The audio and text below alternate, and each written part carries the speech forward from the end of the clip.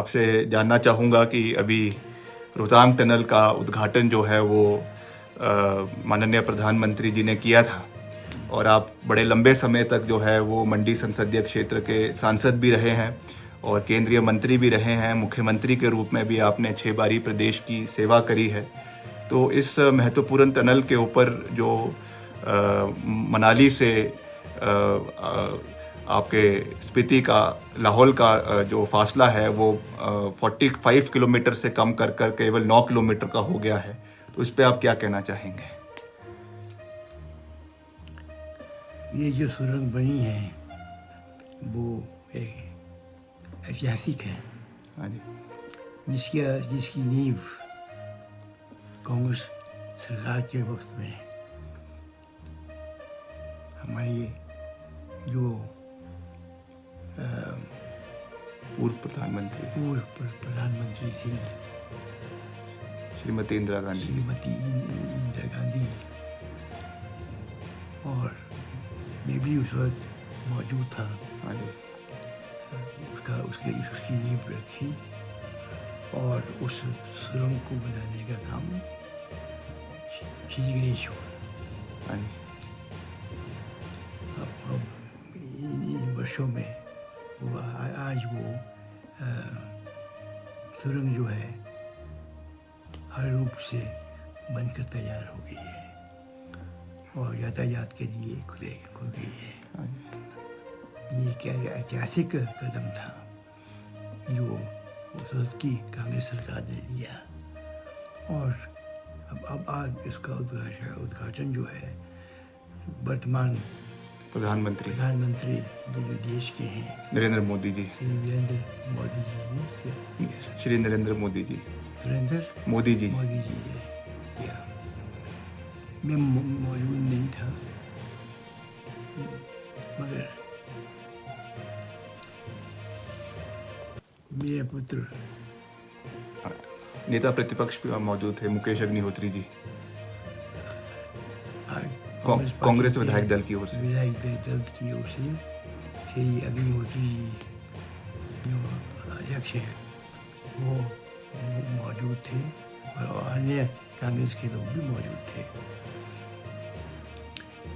और वो दूसरा ऐतिहासिक वक्त था और उसका श्रेय जो है दोनों कांग्रेस सरकार जिसकी शुरुआत की और वाजपेयी साहब जो देश के मुख्यमंत्री थे और प्रधानमंत्री थे और उसके दौरान में हुई और आज जो सुरंग जो है बन के तैयार है हर रूप से और यातायात के लिए खोल दी गई है। कोरोना महामारी हमारे पूरे विश्व में फैली हुई है, प्रदेश के अंदर देश के अंदर फैली हुई है और इस परिस्थिति में कोई सपोर्ट सरकार की ओर से प्रदेश के बागवानों को, प्रदेश के किसानों को, प्रदेश के होटेलियर्स को नहीं मिला और आज चरम सीमा पर जो है वो बेरोजगारी प्रदेश के अंदर पहुंच चुकी है। तो उस परिप्रेक्ष्य में आप क्या कहेंगे कि किस तरीके से हमको इस महामारी से बाहर निकलने की आवश्यकता है और सरकार की कार्यप्रणाली कैसी रही है और कैसे हमको एक विपक्ष में रहते हुए एक जो है सकारात्मक भूमिका निभाने की आवश्यकता है? विपक्ष में कभी भी हम जनता की सेवा कर सकते हैं, कर रहे हैं, मगर ये मुख्य जो कार्य है वो वर्तमान सरकार का है और मैं समझता हूँ कि उस सारी जो उनकी ड्यूटी है जी उसको सरंजाम देने में ये सरकार जो है पूर्णतः सफल नहीं रही है। आज जो स्पीकर है वो भी इसमें जो है वो पॉजिटिव हो गए हैं, पिछले कल मुख्यमंत्री जी भी पॉजिटिव हो गए हैं। तो हम चाहते हैं कि वो जल्द स्वस्थ हो और जल्द वापस अपनी सेवाएं में वापस जुटे, मगर उसके साथ साथ जो एक फेलियर गवर्नमेंट का हमको देखने को मिल रहा है और जिस तरीके से केसेस बढ़ रहे हैं और ख़ास रूप से जैसा मैंने कहा कि इसकी सबसे बड़ी मार जो पड़ी है वो प्रदेश के बेरोजगार युवाओं को पड़ी है। तो उस परिप्रेक्ष्य में कैसे हमको इसको मजबूत करना चाहिए, और प्रदेश के जो हमारे बागवान हैं, किसान हैं, और प्रदेश के जो होटल है जिनको कोई मदद सरकार की ओर से नहीं मिली है, उस परिप्रेक्ष्य में क्या कहना चाहेंगे? ये कर्तव्य जो है जो आजकल की सरकार है उसका है। हाँ जी। क्या ये जिम्मेवारी उसके ऊपर है। हम तो विपक्ष में हैं। हाँ जी। विपक्ष में रहते हुए जो कुछ हम कर सकते हम कर रहे हैं। हाँ जी। और करेंगे, मगर जो मुख्य जिम्मेवारी है वो सरकार की है। और मैं समझता हूँ कि इस महामारी का सही रूप से सामना करने के लिए ये सरकार पूर्णतः सफल दे रही है। हाँ जी। हमको अभी बहुत सा प्रदेश को आर्थिक नुकसान भी हुआ है, और जैसा मुख्यमंत्री जी ने खुद कहा कि करीबन 30,000 करोड़ रुपए का आर्थिक नुकसान प्रदेश को हुआ है। और इस परिप्रेक्ष्य में जितनी सहयोग केंद्र सरकार से प्रदेश को मिलना चाहिए था, जो जीएसटी का जो पैसा प्रदेश को आना चाहिए था, वो भी अभी तक प्रदेश को वो हक नहीं मिला है। और उसके लिए ऐसा कहा जा रहा है कि जब प्रधानमंत्री जी हिमाचल आए थे, तो मुख्यमंत्री जी को वहाँ पे ये आवाज़ उठानी चाहिए थी, सरकार को ये आवाज़ उठानी चाहिए थी कि जो जीएसटी का हक है वो हिमाचल को मिलना चाहिए। मगर उस परिप्रेक्ष्य में भी जो हमारी वित्तीय परिस्थिति आज प्रदेश की है वो बहुत ख़राब है, और केंद्र से जो हमको इसमें मदद मिलनी चाहिए वो नहीं मिल पा रही है। तो इस पे आप क्या कहना चाहेंगे? इसमें राज्य सरकार की भी सफलता है और केंद्र सरकार की भी इसमें जिम्मेदारी है कि उन्होंने अपने कर्तव्य का पालन नहीं किया हिमाचल के प्रति, और यहाँ के हालात को देखते हुए, यहाँ की समस्याओं को देखते हुए। हाँ जी। अभी पीछे कुछ समय पहले कई हमारे एसएमसी टीचर्स हैं जो अलग अलग दूर दराज क्षेत्रों में अपनी सेवाएं दे रहे हैं, उनके विपरीत एक हाई कोर्ट का एक ऑर्डर आया है कि उनकी सेवाएं जो है वो उसको बंद करने के लिए ये एसएमसी जो एसडीएम के माध्यम से लगाए गए थे, जिन स्कूलों में जो है 1 साल से ज़्यादा वैकेंसी थी, वहाँ पर एसएमसी के माध्यम से स्टूडेंट ये काउंसिल्स है इसके माध्यम से लगाए गए थे। मगर अभी इनको जो है बाहर निकालने का फैसला लिया गया है। सरकार इस पे जो है पुनर्विचार कर रही है, और उन्होंने कहा है कि सुप्रीम कोर्ट लगाएंगे, सुप्रीम कोर्ट में इसकी गुहार करेंगे। मगर क्योंकि अधिकतर जो भर्तियां हैं ये आपके समय में ये हुई हैं, आपके सरकारों के समय में हुई है, तो इस बारे में आप प्रदेश के जो हमारे सभी एसएमसी टीचर्स आपकी आवाज़ सुन रहे हैं, उनको आप क्या कहना चाहेंगे और क्या विश्वास देना चाहेंगे? मैं समझता हूँ जो भी सरकार है वह वक्त की कर्तव्य है। हाँ जी। कि वो लोग जो नौकरी जिनको जिस वक्त उनको नौकरी दी गई वो इस आधार पर थी कि एक समय आएगा जब उनकी नौकरी को पक्का किया जाएगा, नौकरी को पक्का कर दिया जाएगा। हाँ, ये आश्वासन भी हमारे उसमें भी दिया गया है, जिसके प्रति हम कटिबद्ध हैं। हाँ जी। और वर्तमान सरकार का भी ये कर्तव्य है। हाँ जी। तो इस परिप्रेक्ष्य में खास रूप से एसएमसीज, क्योंकि ये बहुत दूर दराज क्षेत्र में ट्राइबल एरियाज में अपनी सर्विसेज दे रहे हैं, और अब 10-15 साल के सर्विस के बाद इनके ऊपर जो है अंधकार छा गया है, इनके भविष्य के ऊपर। तो आप उनको विश्वास देना चाहेंगे कि हम आपकी आवाज़ मजबूती के साथ उठाएंगे और उनके लिए लड़ाई लड़ेंगे? उनके लिए लड़ाई लड़ना हमारा कर्तव्य है।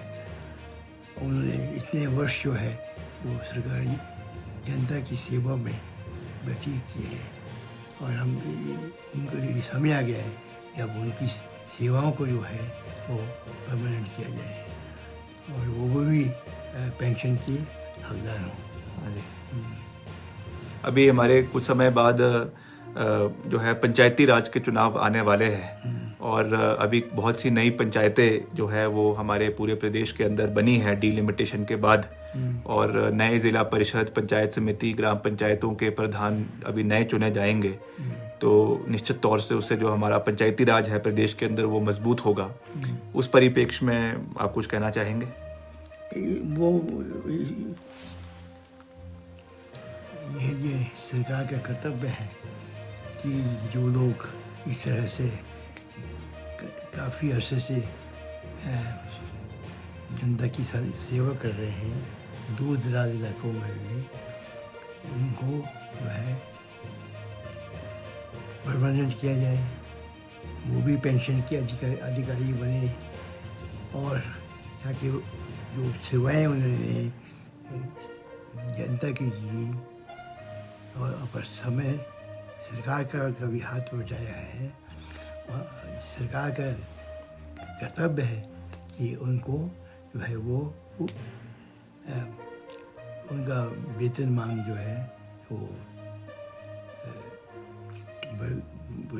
बढ़ाया जाए और उनको परमानेंट करके, उनको रेगुलर करके उनको भी पेंशन के अधिकारी बने। हाँ जी।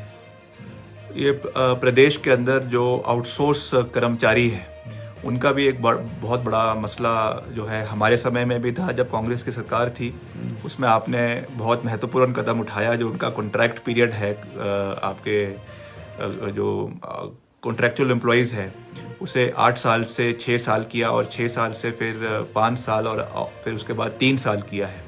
अब 3 साल बाद जो है वो कॉन्ट्रैक्चुअल एम्प्लॉय जो है वो पक्के हो जाते हैं।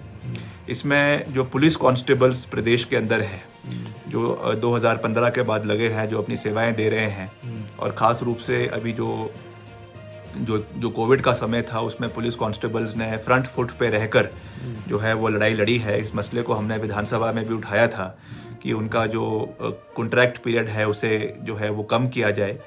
और इस विषय पे आप जो पुलिस कांस्टेबल्स हैं खास करके प्रदेश के, ये सरोज दीपू जी हमारे साथ जुड़े हैं, वो भी आउटसोर्सिंग के बारे में भी और कॉन्ट्रैक्चुअल एम्प्लॉयज़ के बारे में भी कह रहे हैं। तो उनको आप क्या कहना चाहेंगे जो हमारे अनुबंध कर्मचारी प्रदेश के अंदर है और ख़ास रूप से जो पुलिस कांस्टेबल्स प्रदेश के अंदर है? ऐसे जो कर्मचारी हैं जो पुलिस कांस्टेबल्स है, पुलिस कांस्टेबल्स हैं और अभी वो परमानेंट नहीं हुए, हाँ जी, उनको जल्दी से जल्दी उनको रेगुलर तरीके से उनकी भर्ती की जाए, उनकी सेवाओं को अधिमान दिया जाए ताकि वो भी आगे जाकर पेंशन की अधिकारी बने। एक जो बड़ा जो इल्ज़ाम वर्तमान सरकार के ऊपर लगता है और जो केवल विपक्ष ही नहीं मगर आज प्रदेश की जनता भी जिस बात को बड़े पैमाने पर कह रही है कि आज जो वर्तमान सरकार है वो कहीं ना कहीं एक रिबन काटने वाली सरकार बनकर रह गई है। कि जो विकास कार्य बड़े रूप में पूर्व सरकार द्वारा शुरू किए गए, चाहे वो स्कूल्स के हैं, चाहे वो कॉलेजेस के हैं, चाहे वो अस्पतालों के हैं, आज उन्हीं के जो है 2.5 साल 3 साल पूरे हो गए हैं, अभी तक उनके काम भी इनसे कंप्लीट जो है सरकार से नहीं हुआ है और उस पर अभी तक जो है उन्हीं का ही रिबन काटने का कार्य चला हुआ है। चाहे वो बड़े स्तर पे हो, चाहे वो मंत्रियों के स्तर पे हो, चाहे वो विधायकों के स्तर पे हो। जिसका एक बड़ा एग्जाम्पल हमारा हिमाचल का जो IGMC अस्पताल है, इसका जो OPD आउटडोर ब्लॉक है, आउटडोर पेशेंट्स ब्लॉक है, वो बनकर तैयार हो चुका है, मगर प्रशासनिक कमियों की वजह से 3 साल से वो जो है उसका उद्घाटन नहीं हो पाया है। तो ऐसे बहुत से बड़े बड़े भवन हैं जिनकी आधारशिला, जिनके लिए बजटरी प्रोविजन अधिकतर रूप से पूर्व सरकार द्वारा रखा गया था और वो अभी तक कंप्लीट नहीं हो पाए हैं। तो इन जनरल डेवलपमेंट के जो कार्य आपके समय में हुए हैं और जो अब कमियां हमको देखने को मिल रही हैं, हम भी उस मुद्दे को, मैं खुद एक विधानसभा में विधायक होने के नाते इन मुद्दों को हम लगातार उठाते रहते हैं। तो इस बारे में आप क्या कहना चाहेंगे कि जो ये कमियां अभी हमको देखने को मिल रही है, कमियां तुरंत दूर कर देनी चाहिए। हाँ जी। और जो स्टाफ लगा है, जो वहाँ पर कर्मचारी डॉक्टर हैं, नर्सेज हैं, जो टेंडर काम पे जो उनके समय पे टेंडर नहीं हुए, समय पे बिल्डिंग्स नहीं बनी, वो उनके टेंडर होने चाहिए और उसके लिए पर्याप्त मात्रा में धन का प्रावधान करना चाहिए ताकि ये सारा काम जल्दी से जल्दी तैयार हो। एक जो मुख्यमंत्री जी समय समय पर कहते हैं कि उनका एक ड्रीम प्रोजेक्ट है कि मंडी में जो है वो एक इंटरनेशनल एयरपोर्ट बनाना चाहते हैं। मगर अब 3 साल जो है वर्तमान सरकार को हो चुके हैं, ना अभी तक उसकी ज़मीन एक्वायर हुई है, बल्क के अंदर वो बनना है जिला मंडी में, और ना अभी तक उसके लिए कोई पैसा केंद्र सरकार से अभी तक प्रदेश को मिला है। और वैसे ही जो एक्सपेंशन ऑफ कांगड़ा एयरपोर्ट है या शिमला के हवाई पट्टिका है, उसके एक्सपेंशन के बारे में भी ये बातें जो है 2 साल पहले 3 साल पहले सरकार द्वारा की गई थी, मगर आज तक उस पर कोई कार्य हमको देखने को नहीं मिला है कि ये, क्योंकि ऐसे बड़े प्रोजेक्ट है, अगर हम टूरिज़्म पॉइंट ऑफ व्यू से देखें तो टूरिज़्म तभी बढ़ेगा जब जो है बाय एयर टूरिस्ट यहाँ पर आएगा, और अभी तक इस पर कोई कार्य नहीं हो पाया है। तो इस पे आप क्या कहना चाहेंगे? ये आवश्यक है कि ये जो कार्यक्रम है एयरपोर्ट का, हाई कोर्ट एयरपोर्ट का, तो ये उनका विस्तार करना जो है वो आवश्यक है, क्योंकि हम छोटे जहाज के ऊपर ही निर्भर नहीं कर सकते। बड़े पैमाने के ऊपर जो है वो बड़े से बड़ा जहाज यहाँ पर वहीं में उतर सके और ज़्यादा जो टूरिस्ट है वो इसका लाभ उठा सके। एक पीछे जब सरकार का पहले साल में एक बहुत बड़ी इन्वेस्टर्स मीट जो है वो सरकार ने धर्मशाला के अंदर की थी, और ये उसमें कहा गया था कि करीबन 80,000 करोड़ रुपए की जो है निवेश प्रदेश के अंदर आ रहा है। और उसके बाद एक ग्राउंड ब्रेकिंग सेरेमनी जो है वो शिमला के अंदर की गई, जिसमें उन्होंने कहा कि कोई करीबन 10,000 करोड़ के इन्वेस्टमेंट प्रदेश के अंदर आ चुकी है, और उसमें उन्होंने अनुमान लगाया कि करीबन उसमें कोई 1.5-2 लाख युवाओं को रोजगार मिलेगा।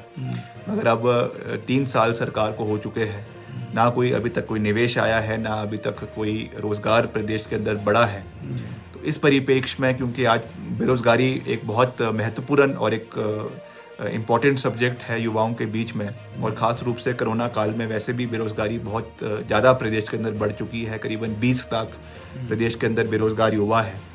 तो इस परिप्रेक्ष्य में इन्वेस्टमेंट मीट जो बड़ी बड़ी बातें की गई और काम बहुत कम हुआ है, उस परिप्रेक्ष्य में आप क्या कहना चाहेंगे? बातें बहुत हुई, वायदे बहुत दिए गए, शब्द बाग दिखाया गया, मगर उसको फलीभूत नहीं हुआ। हाँ जी, ये दुख की बात है। हाँ जी। ये सरकार को चाहिए कि भाई जो उन्होंने वायदा किया है जनता से और जिसका एक सपना दिखाया है उसको पूरा करें, हाँ जी। जल्दी पूरा करने का प्रयास करें। आप 6 बार हिमाचल प्रदेश के मुख्यमंत्री रहे हैं, केंद्रीय मंत्री रहे हैं, सांसद रहे हैं, पार्टी के अध्यक्ष रहे हैं। तो इतना लंबा आपका राजनीतिक सफ़र है, इतना लंबा वास्ट पॉलिटिकल एक्सपीरियंस है, तो उस परिप्रेक्ष्य में आप आज इतने लोग हमारे साथ जुड़े हैं, उनको क्या संदेश देना चाहेंगे कि किस तरीके से हमको आगे बढ़ने की आवश्यकता है, और क्या आपका संदेश सभी हमारे जो साथी जुड़े हैं उनके लिए? हमारी कांग्रेस पार्टी है, और कांग्रेस पार्टी जो है वो जनता के प्रति प्रतिबद्ध है, और जो भी हमने वायदे किए हैं, जो भी हमने सपना देखा है, हम चाहते हैं कि वो पूरा करें, चाहे हमारी पार्टी हो चाहे कोई दूसरी पार्टी हो। उनका कर्तव्य है कि जो वक्त की सरकार है, जो उनके द्वारा कार्यक्रम बनाया गया है, उसको पूरा करें। हाँ जी।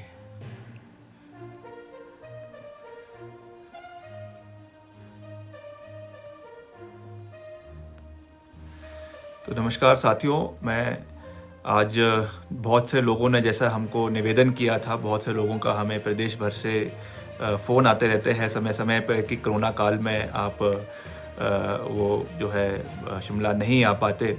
इस परिप्रेक्ष्य में हमने ये लाइव इंटरैक्शन किया था, और मैं चाहूँगा कि आने वाले समय में आप अपना फीडबैक, अपने जो आपका सुझाव है, आप कमेंट बॉक्स में हमको दे सकते हैं। और आने वाले समय में हम निवेदन करेंगे माननीय वीरभद्र सिंह जी से भी, और हमारे जो और कांग्रेस पार्टी के वरिष्ठ नेता हैं, कि जो प्रदेश से जुड़े हुए मसले हैं, चाहे वो बेरोजगारी का है, चाहे वो टूरिज़्म डेवलपमेंट के परिप्रेक्ष्य में है, चाहे वो आपका जो अभी रोहतांग टनल की बात की गई उसके परिप्रेक्ष्य में है, चाहे और चीज़ें हैं, उन मसलों को हम उठाने का प्रयास आने वाले समय में और मजबूती के साथ करेंगे। और श्री वीरभद्र सिंह जी का जो इतना बड़ा राजनीतिक एक्सपीरियंस है उसका हम पूरा लाभ कांग्रेस पार्टी लेने का पूरा प्रयास करेंगे और एक सही मार्गदर्शन के साथ 2022 में वापस कांग्रेस पार्टी की वापसी हो, कांग्रेस पार्टी की सरकार फिर से हिमाचल प्रदेश में बने। इस संकल्प के साथ, इस कोशिश के साथ हम आगे बढ़ेंगे। उसमें सबसे बड़ा योगदान आप लोगों का है। आपको हमको अपना सही सुझाव और सही फीडबैक समय समय पर देना है ताकि हम उसको समय रहते हुए उन मुद्दों को चाहे विधानसभा के अंदर चाहे बाहर उठाएं और जो अच्छा कार्य सरकार कर रही है उसका हम स्वागत भी करें, उसका हम धन्यवाद भी करें। एक चीज़ जो हमने श्री वीरभद्र सिंह जी से हमेशा सीखी है कि हर चीज़ में ऑपोजिशन नहीं होनी चाहिए। अगर कोई अच्छा कार्य सरकार कर रही है तो कंस्ट्रक्टिव ऑपोजिशन का रोल निभाते हुए हमें सरकार के अच्छे कार्यों का धन्यवाद भी करना है, मगर साथ ही साथ जो कमियां सरकार की है, जो जन विरोधी नीतियां सरकार की है, उनको हमें जो है उजागर कर कर विपक्ष में रहते हुए उनको जनता के सामने रखना है और विधानसभा में रखना है। तो अंत में मैं फिर से एक बारी वीरभद्र सिंह जी से निवेदन करूंगा कि वो अपना अंतिम संदेश इस आज के मैसेज के लिए आप सबको दें और आप अपने फीडबैक और कमेंट्स हमें दे सकते हैं ताकि हम भविष्य में फिर से उन मुद्दों को उठाने का प्रयास करेंगे।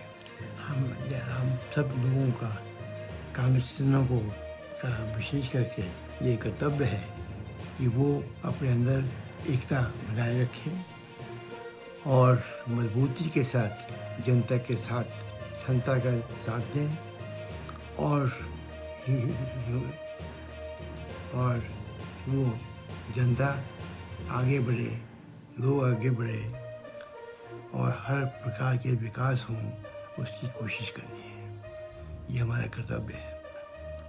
हम छोटी पार्टीवादी में विश्वास नहीं करते।